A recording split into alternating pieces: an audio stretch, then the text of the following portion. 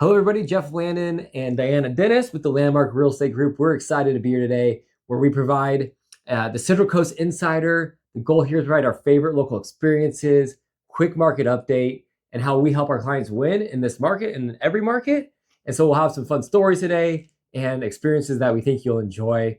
Kind of big news here, Diana. What's happening in your life? Oh boy. Well, I am ending an era. She's ending an era, but starting a wonderful new era. That's right. Diana's turning 60, and the goal is that Diana wants to have 60 coffee conversations by her 60th birthday. So we have a couple months here, and if you're a past client, friend, family, and you want to sit down with Diana and have a wonderful coffee, this would be a great time to do so.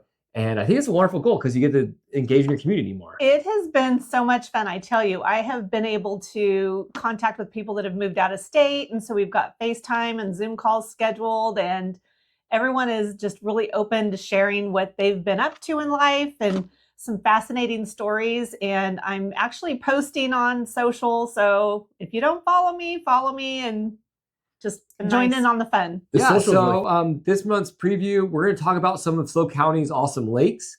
We don't talk about the lakes very often, but we have 3 amazing lakes that people love to enjoy and recreate in or go fishing in. And we're also going to talk about some unusual market activity. This was a quite exciting July. And so we're going to touch on that a little bit and what we think is going to happen in the near future. And then we're going to talk about some recent client successes and the strategy that really made the difference in those successes. So speaking of lakes, you were just at one of these fascinating lakes in Arroyo Grande over the weekend. Yeah, we had a wonderful time. We went up to Lopez, and Lopez is a great lake. You can fish, you can boat, you can do kind of like anything you want there. It's it's a smaller lake. So, it gets a little bit crowded, but it's a lot of fun. There's rope courses, there's water slides. We did a really fun adventure. You definitely need like 4-wheel drive if you're gonna do this adventure, but we went High Mountain Road all the way up to Big Falls and jumped in this water hole and had a blast. It's about an hour drive from downtown AG, so it's quite the drive to get there, but it was really a lot of fun. Josh and I went with some friends. What's also really cool is there's like little salamanders about 7 inches big that are swimming around, and they're super cute, honestly, really cute. So we had a blast doing that. Also, the week before we went to Nasi, and I'm not much of a wake surfer, but I got to try wake surfing. And it is an absolute blast. That's like kind of the sport now at Nasi Lake, and it's so fun. And there's another lake that we go to often that I highly recommend. It's kind of a quieter lake. It's great for camping. We love camping there because it's quiet and peaceful, and it's just this very enjoyable, beautiful serenity. And that's Santa Margarita Lake. It's just a wonderful place to be. The campsites are clean. It's a lot of fun. Sometimes you'll get some really fun camp neighbors. We've had like bluegrass bands and things like that are hanging out, and we just all join in and have a blast. So it's a really great experience. But all 3 of those lakes have very different flavors. Yes. And it's a real draw. I think we don't talk about it enough. It is a draw for people to be here on the Central Coast. Yeah, we have the ocean, which we talk about all the time. And we have, the sand dunes, and we have mountains and hiking and mountain biking and all the things that we love doing. But we don't highlight like these lakes very often. So I wanted to take some time and highlight the awesome lakes we have here. So Santa Margarita Lake, that doesn't allow powered boats, right? You can have power boats. You just can't there's no body contact to the water. Like you can't jump in. Oh, okay. So you can't water ski. You can't water ski. You can't wakeboard. But it's great for fishing. Nasi's the about the skiing. They're kind of the mecca for like skiing and wake surfing and all those. So that's a lot of fun. And Nasi's a great lake, and it feels amazing when you're like hot in the summer and you jump in that cold water. It's a lot of fun. Nice warm climate. A nice warm climate, yeah. It was a blast. We also recently had this great experience where we went to Serena, which is one of our friends' wineries, but he's been doing something super unique. Yeah, agave. Tequila. We did some tequila tasting and some pairing with some food. It was delicious, and it was a nice experience. So nice. Yeah, Jake and his father-in-law, Juan, make this amazing tequila spirits, and it was just a really enjoyable night. It was so much fun to pair it with some great food, hang out with some great people.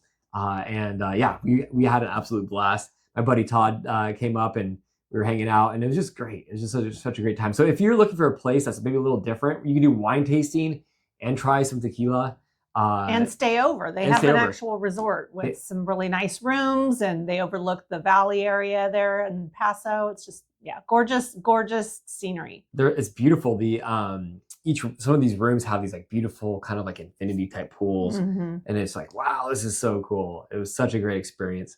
So yeah, if you're looking to make a new memory, we highly recommend that. Reach out to us if you want to know more about that. And I guarantee you, I will be having a cafe tequila little tasting during one of my conversations. Oh, I love that.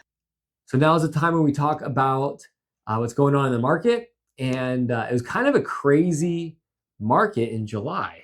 We had a lot of fun here. We did. So tell us about it. What happened in July that we didn't expect? Oh gosh. Well, our pending sales were down significantly, even though our listings, those were down, pending sales were down as well, but our closed sales were up. Yeah. And so it was kind of interesting to take a look at. It was a little slower for us. It was kind of, it was like. It's an interesting season. So difficult. I think we were on the early, we caught the wave early on closings because we had like a really great first quarter into the second quarter. And then in July, we were kind of slow compared to normal. But there was a ton of other closings, which was interesting. Yes. And everybody else was slow and we were kind of doing well. So it's interesting to see our team sometimes doesn't actually, mirror exactly what's happening in the market. And in July, there was 234 closings, which is up 12% year over year. And one was I think one of the top records of months, like sales ever in this county. It was a phenomenal month for closed sales.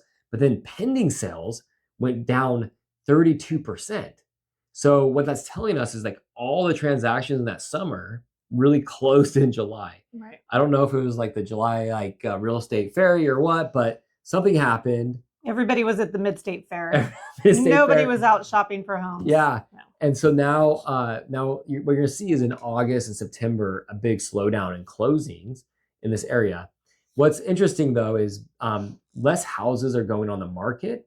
So when less houses are going on the market and pending sales are down, it's kind of interesting. It's almost like there's a month supply increase. So we've seen this month supply increase. It started at the beginning of the year about 3.2%, and now we're at about 3.8%, almost 4% month supply. So there's still like kind of a little bit buyer-friendly market. It's still seller's market, but it's being more and more buyer-friendly as time goes on. And our pricing is flat. And our pricing is very flat. So pricing isn't decreasing significantly. It's not increasing significantly. It's just staying status quo. A matter of fact, I think it was about 96% of list price, which is lower than normal. Yeah. So that tells us there's room for buyers to negotiate, that buyer friendliness, like we're talking about again, get some requests for repairs, work on that price a little bit. And that's a powerful thing for our buyers. So interesting shift. And we're still seeing price reductions significantly on a daily basis. Today, for example, there were 17. Yeah. 17 price reductions. So properties are staying on the market a little bit longer. We are seeing some price reductions where sellers were possibly testing the market still continually. And to Jeff's point, it's a good time for buyers to get out there and take advantage of some of the concessions that they are looking for. Which we're seeing this week. So I have more showings this week than I've had in the last month. It's just show. Wonderful. So it's really good. So there's, and people like to ask these questions about inventory. So there's no inventory flood. So it's kind of going to be about the same amount of inventory, a little bit more like I was talking about. There's definitely no widespread major or significant price decline. It is definitely moving towards a balanced market. And the higher interest rate of that 6.7 that we're at, 6.75, creates affordability challenges for some home buyers. So we're seeing all those factors playing into this market. It was we'll put a graph up here, and you'll see the differences between what's happening locally here with the state and nationally. And it's very different what we're seeing between July numbers and with the state and nationally. Matter of fact, Diana has it here. Yeah, our closed sales in July were actually up 12%, where they were only up 6% overall in California. Those were June figures, but for July for SLO County, we were actually up 12%. And then the pending sales in June in California overall were only at 2.8%. We're in SLO County in July, again, down 32%. So it's which just is crazy yeah, delta. And then our national closed sales is at 2.8%. So as you're looking at this chart, you can see, wow, there's, the nationwide, not much is really happening. And then in SLO County, kind of this micro, smaller economy, you're seeing this kind of real big slowdown in pending sales. People froze up in July. Like maybe it is the Mid-State Fair, which is funny to think about, but it could be, something like that. And then you have active inventory down 9.4% in our county versus 10.4% in California, where in the nation it's actually up 1.3%. So it's very interesting to watch. Nationally, it is almost like a neutral market. They're at 4.6 months supply, where we say around 7 is kind of a neutral market. So great information, hopefully helpful. Yeah, and nationally and statewide, these figures vary, of course, as it does by neighborhood and or even city blocks. I mean, everything can change pretty dramatically throughout the cities that we serve. It's pretty crazy how it changes from block to block. Also, last thing, we get this information. People ask where we get this. The MLS, and we get from CAR, which is the California Association of Realtors, and then NAR, which is a National Association of Realtors. So that's where we pull these numbers from. Okay, now we're going to talk about how we help our clients win and what some things we do to help people win. We're going to give away our secrets. Giving away our secrets. I just had to add that in. I love that. We give away our secrets because really it's just a practice that's best practices. And we hope that other realtors do the same. Okay, so this is a client situation that we see quite a bit where people have to sell to be able to buy, right? So that's called a contingent purchase. Mm-hmm. And it happens because we all don't walk around with hundreds of thousands of dollars in our pocket for a down payment. It's all invested in the house. It's all invested in the house.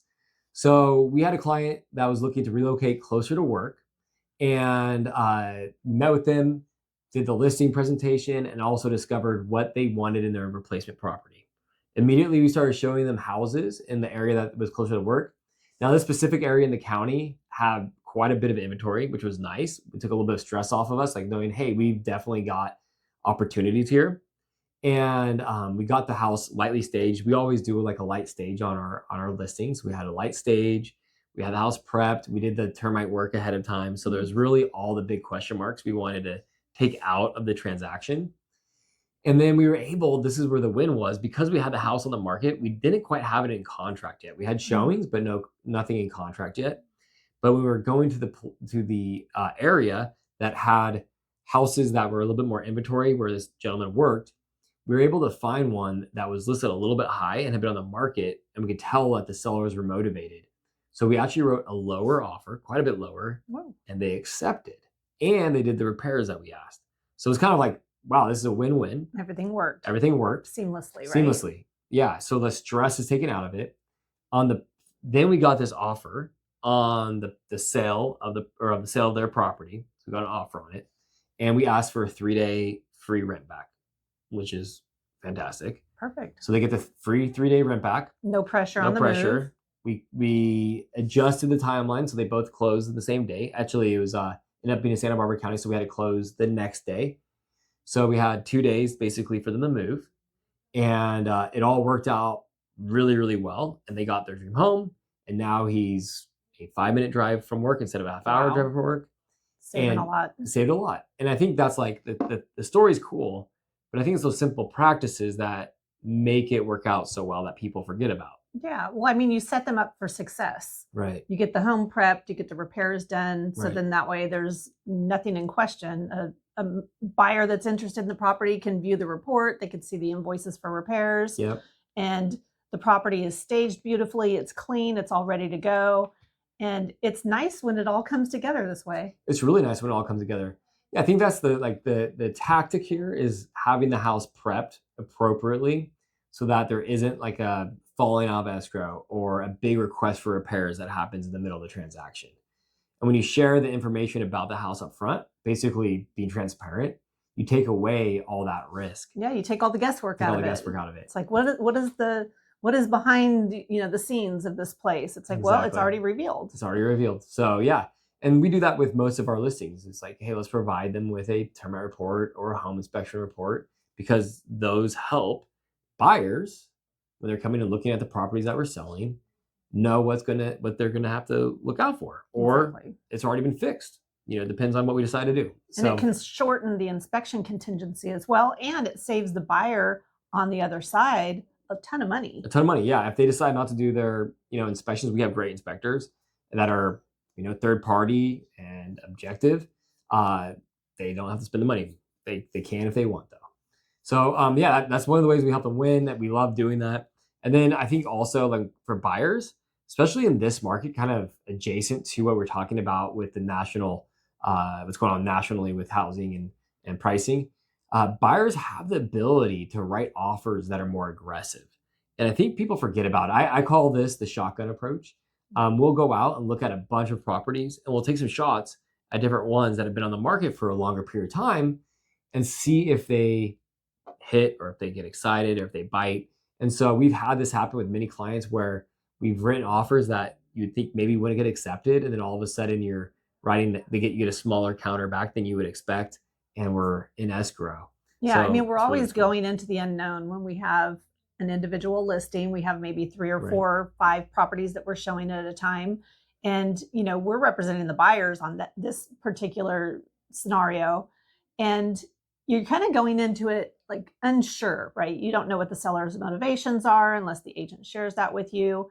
And then, you just don't know what their bottom line is. So it's nice to be able to go in and use the negotiation skills that we've learned over the years and that we are very well versed at, right? In order to just practice get our buyers the best deal possible. And that's the ultimate goal on the buy side. And on the sell side, it's to get the most value for the property that the buyer will come up with. Yeah. And our clients were ecstatic. They were so excited to make this transition. It was a huge life transition. And to get into the house that they wanted, I mean, that's what I get excited about. Yeah. And they were so excited. And we were like, this is really a win for our clients. And it's a win for us because we love to put what we practice into place, and seeing it work out, in the real world is so good. So and we call it a win. And, on the other side of it, they're calling it a dream. Like it's something that they are working towards in their life, on their next chapter in their life and their journey and what their goals are. And when it all comes together and you actually see that fulfilled, it's very rewarding. Yeah, we've heard it said in real estate that that everybody should be like equally disappointed. And I've never really believed in that. We always believe like, hey, like if we do this right, this could be amazing for the buyer, amazing for the seller, and we get to be excited to be a part of that experience, that transaction. So that's what we had here. The buyers were ecstatic. Mm-hmm. Everybody, there was a seller, 2 sellers, and 1 buyer, and 2 buyers, right? And so you had all these parties worked out for them, and it just was very, very good for everybody. It's great. So thank you so much for tuning in to our newsletter. We're really thankful for all of our friends and clients that have been tuning in. Also, we appreciate your guys' referrals. They're so needed. It's what our business is based off. We are definitely a referral business. So if you know anybody that needs to buy, sell, or just has questions about real estate, we're here to help out. Or if you want value, if you want to understand what the value in your neighborhood is, we can certainly run those figures for you and give you a comprehensive report that it's not just a number that's shown online. It's a very comprehensive report that we'd be more than happy to share with you. Yeah, we would love to do that. And even like people ask what they could do to improve their value, and we can point people in the right direction. It's always fun to do that. So, well, hey, until next time, have a wonderful rest of your summer. We'll talk to you all real soon. Take care. See you next month.